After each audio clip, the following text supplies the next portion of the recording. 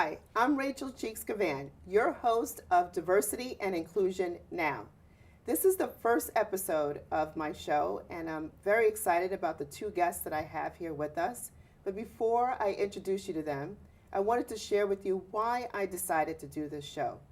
Diversity and inclusion is my practice that I do on a daily basis for corporate America, but I felt it was time that you in the audience really understand some of the issues that we are facing today.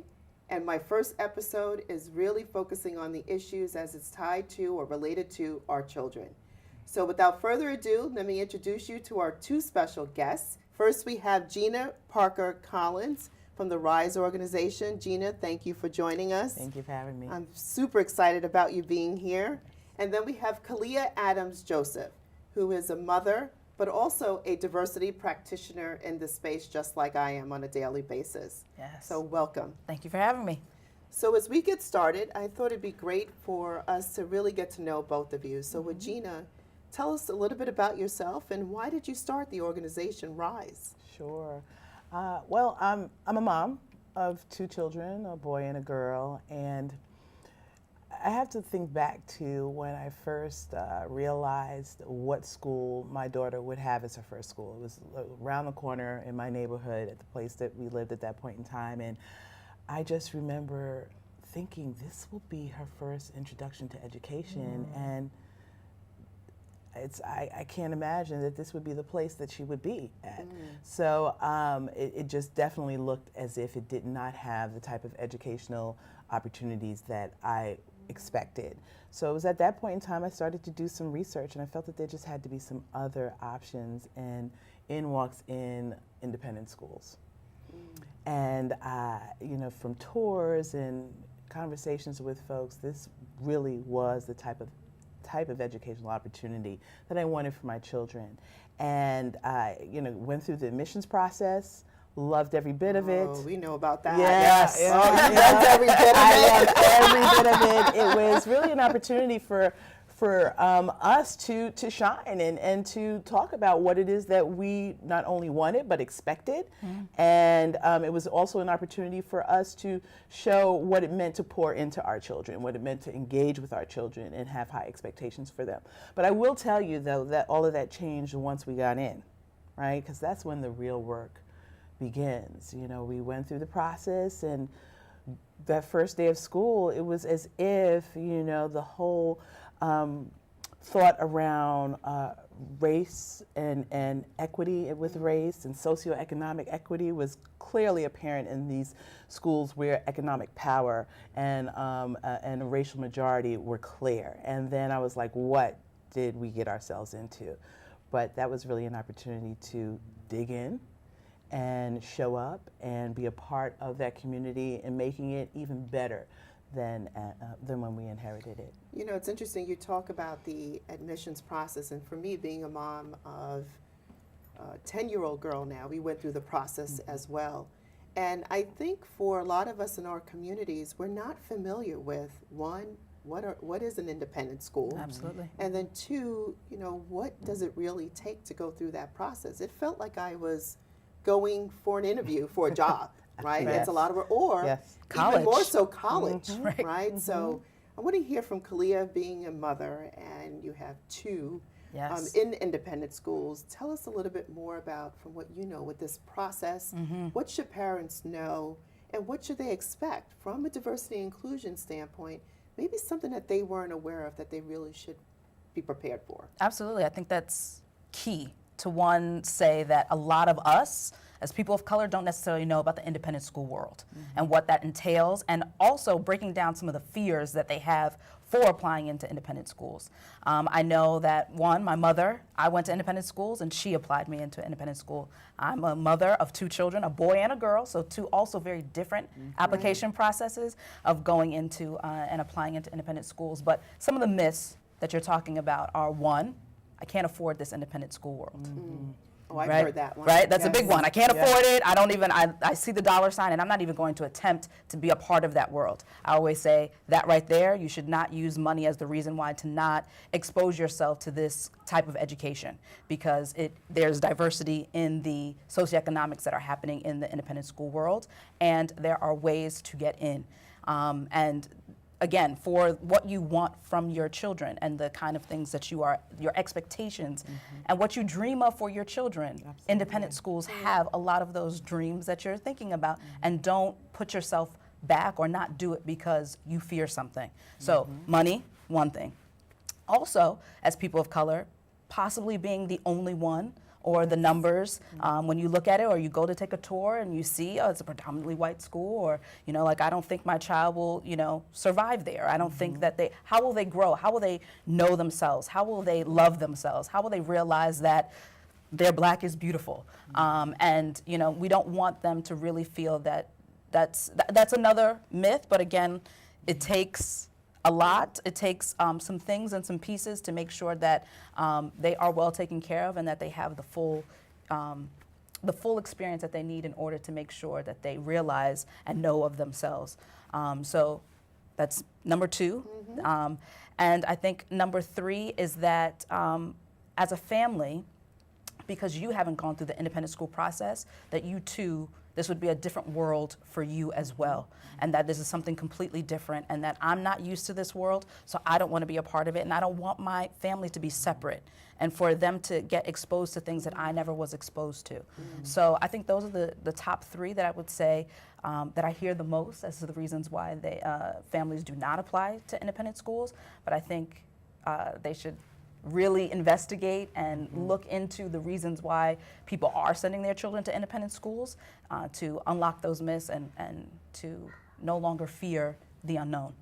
I'd like to add to that too. Yes. To your point, Kalia, it's a mindset shift. Yes, that absolutely. has to happen, and it is all based on what your vision is for your children, which might mean that you're going against the status quo, and you might have friends or family members like, well, why would you do that? You know, so it's definitely a mindset, and you know, it's an opportunity for growth, and with growth, there's a little bit of struggle, but you have to look at what the end game is. You both hit it right on, and knowing from my own personal experience, it's all of those things. And it's interesting, you both said it. It's not only your child you got to think about whether that's a good fit for you, but you yourself and your families, is that the right fit? They hit it right on. We want to thank them for the great advice, and for now, we're going to take a brief break. What if you could invest in the future of kids, like a stock? Not the kind of stock that's about making money, but a stock for social change. A whole new kind of investment called Better Futures. When you invest, it helps kids go to college. Believe in us, invest in us, watch us grow. My name is Sydney, and I'm your dividend.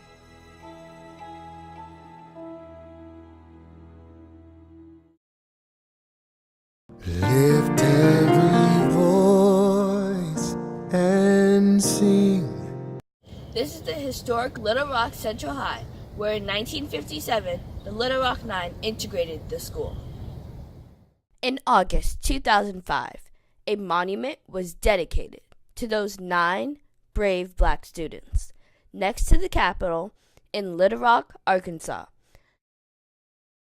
Let us march on. Welcome back to Diversity Inclusion Now. Gina, can you tell us a little bit more about the RISE organization, and where are you now and where are you headed? Oh, sure. So RISE stands for Resources in Independent School Education, and it was an opportunity. It really was a challenge once we enrolled in an independent school, and I dug in and started to partner and collaborate with my school community. Our head of the lower school at the time had shared that he wished there were a Bible that he can give to parents of color as they navigate independent school education. And I have a background in publishing and diversity and inclusion. So it was really something that just kind of naturally happened, and I wanted to make sure that there was opportunity to build bridges between families of color and independent school culture, because it is a different culture educationally for many of us. And the whole premise really is that parent engagement is critical for the overall social, emotional, and academic success of our children, regardless of whether they are enrolled in an independent school or a public school or a charter school. So we partner with different independent schools right now. We look forward to partnering with charter and public as we move forward to help them with their work around diversity, equity, and inclusion, because we believe, again, that parents are that, that other component. You have your student, you have, the school itself and all of the resources that you have there, but that parent piece is important because our children go home, right, after spending time 8 hours a day at school. And what we are putting into them is what they bring back the next day. And when they're in predominantly white institutions, K through 12, it's really important that we let them know who they are. We remind them of who they are before someone else does. So RISE right now is growing regionally. We again have different independent schools, very diverse independent schools. Some are single sex, some are co-ed, some are small, some are K through 12. And we also work with parents as well around awareness, access, application, and enrollment in an independent school, because we are a part of that community. And we need to know how to show up and speak up.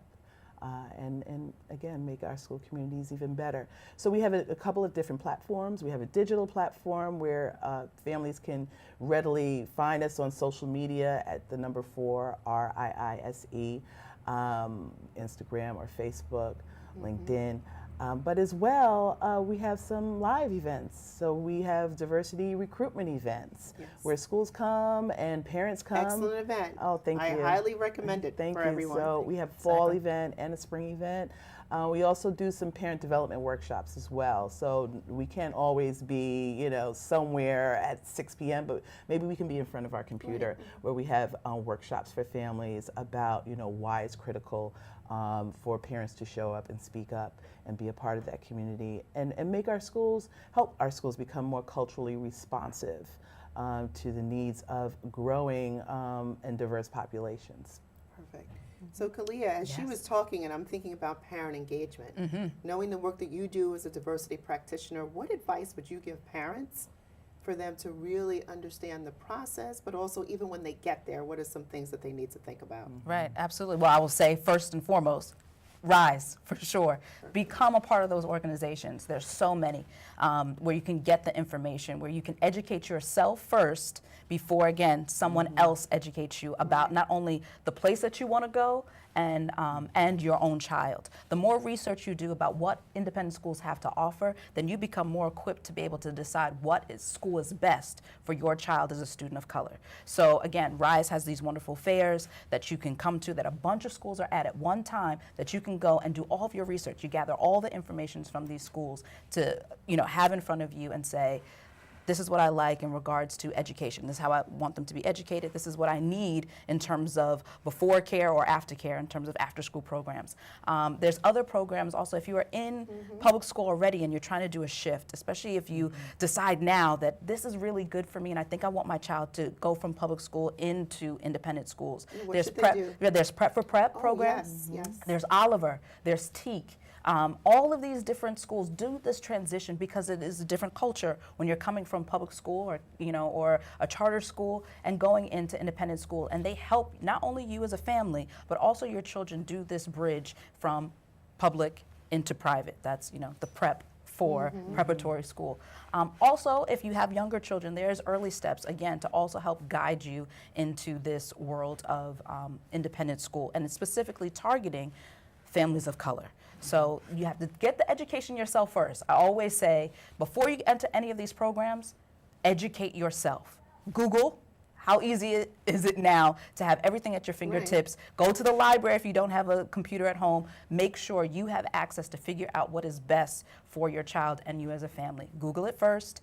Get all those programs, early steps, Prep for Prep, Oliver, Teak, RISE, ABC. There's so many places and opportunities that are free, that are open to you to be able to come to and just explore and get all this knowledge and possibilities for the next step. So you both have friends or family, and they come to you and they say, I'm thinking about independent school. What would you tell them? Just in 2 or 3 words, what would you say? Let's go. Kalia. Do it. You just heard from our two guests. Go for it and let's do it. That's exactly what I would say to all of you. Now it's time for our next break. Your girls have been with you through every moment of your life. They were with you when you felt unbreakable, and with you when you had your heart broken. They were with you when you shared your love with the world, and with you when she became your world. They're still with you right now. But how well do you know them?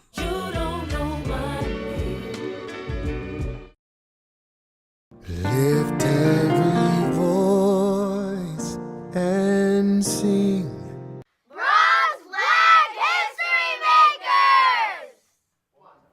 Kerry Washington gained her recognition starring in the ABC drama Scandal as Olivia Pope, a crisis management expert. She's an award-winning actress who doesn't shy away from her Bronx roots. Let us march on. Welcome back to Diversity and Inclusion Now. We're having a very lively conversation around diversity and inclusion, and I want to shift it just a little bit. Our environment today, as we think about the political landscape, yes, I'm going to go there. It is very different now in my world as it relates to diversity and some of the issues that I'm dealing with, and what I'm actually seeing is very different now than what it was 10 years ago. So right now, I just want to get the perspective from two people that I know you're living it and breathing it every day. Just what have you seen has been the biggest difference since within the last 2 years around this space? What have you seen, either one of you? What I've seen is this realization that is real, right? There you go. I don't think anything really. What's real? Well, what's real is that racism still exists. Racial inequities exist, and Aaliyah and I are in positions within the educational world, and I mean, you see the inequities plain as day when it comes to education. When it comes to independent schools, these are places of great resources and wealth. And so you begin to wonder, well, it's predominantly white and wealthy, and it has these great resources. And then we look at schools that are predominantly black and brown, they have less resources. So you start to see how systems work, and it's plain as day. But what I do appreciate about the past 2 years is that it is clear that the work that we're doing, the work that Ali and I are doing, that our schools are doing, and even our students are necessary. And there's no more question about, well, is it necessary? We had a president of color, we're good, right? Well, these are systems, and so it's much bigger than you and I, or even us in our schools. It's the system, and to dismantle that, it's a lot of work. It's continuous work, and we're here to do it. Yeah, and I'm excited that the independent schools, a number of them, that they have someone that is a diversity officer or someone focused on it. And I just shared with both of you right before we started the program. I mean, I was excited. My daughter came home from school and said, they're learning Lift Every Voice and Sing. I don't think I would have heard that 10 years ago. Maybe, maybe not. But I could see where there is more of a focus on it, and trying to not only in one cultural background and all the cultural backgrounds, right? Absolutely. And trying to focus on them learning more about not only their own, but about others. So Absolutely. Kalia, you probably see that more so in your schools. Definitely. And you could touch upon that. Right. I mean, independent schools were created first to get away from black people, okay? Then it was to get away from poor people. Now today, schools are so much more diverse, even if the numbers aren't that large, but they are diverse. And like you said, now we're seeing more and more schools having to employ full-time diversity coordinators, where at one point it was just part of your, one of your 10 things that you were doing within the school. But now they're dedicating full-time positions to this work, which is saying something, because also their own community now are diversifying. And so what do you do with that? Because you have all this larger community that you have to be able to speak to. Even though we feel like the more things change, the more they say the same. But there are more people within the school that are able to say, I want to be able to sing Lift Every Voice and Sing. I want to learn it. I think it's important that all of us know, and looking at more of the global world and how we educate globally. And not just focusing on one thing or what's right for one group of people or one, there's 8 social identifiers. That's right. And we have to be able to make sure that we target all of them. And I know with my children being in independent schools, that I want them to graduate knowing about every single person, understanding and having empathy for people in a wheelchair, or it's not okay to just walk away and just know about yourself. Right. You have to know about others and have empathy for everyone and all kind of people. And I think that comes with, again, you send your children to learn more into an institution, and I want them to come back with that knowledge. And I think, again, because of these changes and tweaks that are happening in independent schools, because more different kind of people are going into independent schools, those conversations are starting to happen and have to happen. So let's talk about beyond independent schools. What have you seen in education in general in terms of the shift and talking more about the topic and addressing some of the issues? Does anything come to mind that you're aware of that I think that there's a shift, beginning to be a shift in curriculum, right? Whose story is being narrated, right? Who is narrating that story? That's right. And I think it's really important that we begin to prepare our children for the world beyond K through 12, particularly, and if we were talking about independent school, it's the world beyond the bubble, right? Because everything is, there's just so much at your fingertips, but we're dealing with real world challenges, and we have to be able to prepare our children for it. So they need to know, there's danger in that single story. That's right. Chimamanda Adichie says, so we have to make sure that many voices are heard, and oftentimes you're going to have to be the one to speak up and make sure that your voice is heard. You don't have to wait for someone to say, well, what's going on here with you? What's going on with your world? I mean, as parents, we can absolutely say, hey, you know what? There's a book that really needs to be a part of this curriculum. So I see a shift. I'm seeing a shift in education around what's in the curriculum. Because that's where it starts. Whose story are we telling? Yeah. Good one. And Kalia, anything else you want to add to that? I think Gina was right on it. I mean, again, that curriculum is so important, and that's, again, where we're seeing the shift and the changes of. What about parent engagement? Just touch on that quickly before we wrap up. I think that's the biggest thing. Parent engagement. It takes a village to raise a child. Yes. It takes a village to raise a child, and that's important. I think we also sometimes feel that parents don't feel like they should speak up. And it really is, again, community. Especially in my school, it's all about community. We work together. And if you don't tell me that you have an issue, or if you don't feel that you can stand up and say within an institution that, actually, that wasn't so good for the Halloween skit, or this wasn't so good for, what my family situation looks like. You have to work with the school. You don't know what you don't know. But once you know, what are you going to do? Absolutely. And holding, schools accountable for that. And by having the parent engagement, then I know what ticks you off. I know that this didn't sit well with you. But again, that's communication, and that's, again, in the larger community and in the world, we need to communicate about either what's bothering us, or that you hurt me, or that there's what we call in the diversity world, the ouch and the oops. I was hurt by what you said, and then listening to that and understanding that and be able to say, now how can I learn and grow from that? So.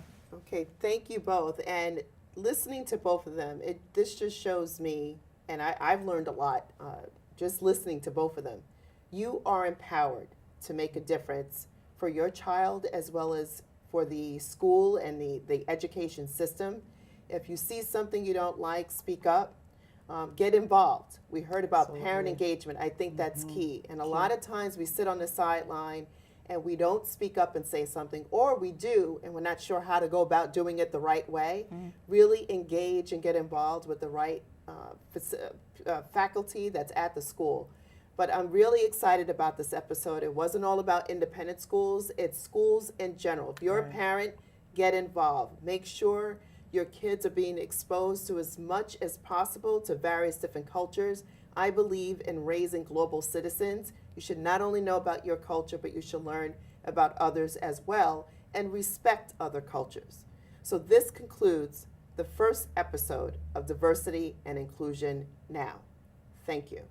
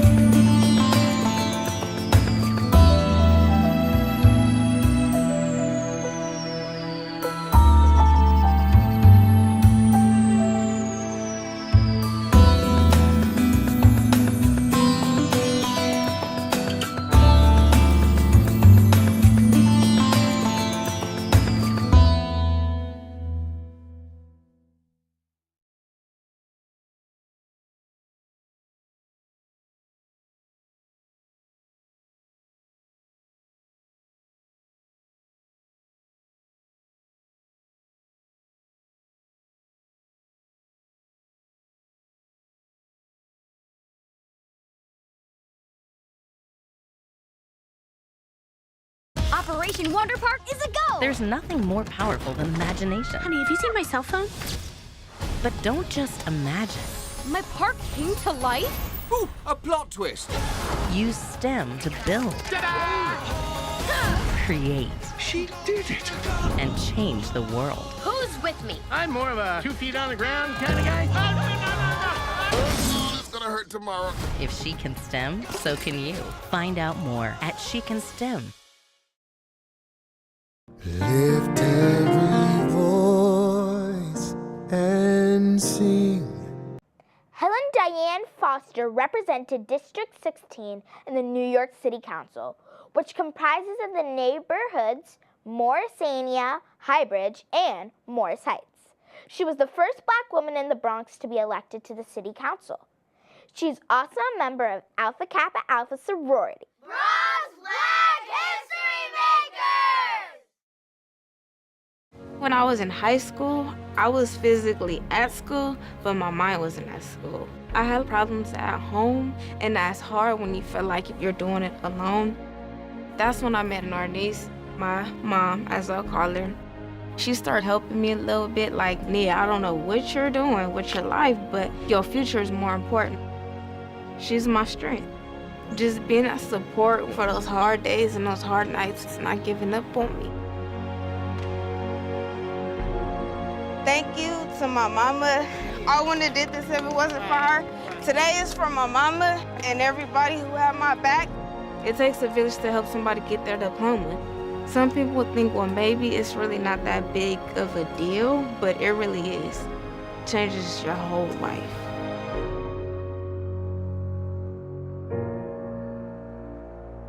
Find free adult education classes near you at finishyourdiploma.org. I see you mobbing over her. Let's go. Let's mob. Let's crawl. Let's crawl. Let's crawl. Hey, yo, we mobbing. Come on, girl. Let's crawl. Hey, yo, let's crawl. Hey, yo, let's crawl. Hey, let's crawl. Hey, yo, let's crawl. When I was in foster care, I never knew when I would have to move, so I always had my suitcase ready to go. Then one day, I was adopted. My new parents opened their hearts and home to me. My parents cook my favorite breakfast for me every morning. My parents take me on trips I never thought I would go on. They gave me a home and an even better reason to use that suitcase. My parents aren't perfect, but they're perfect for me.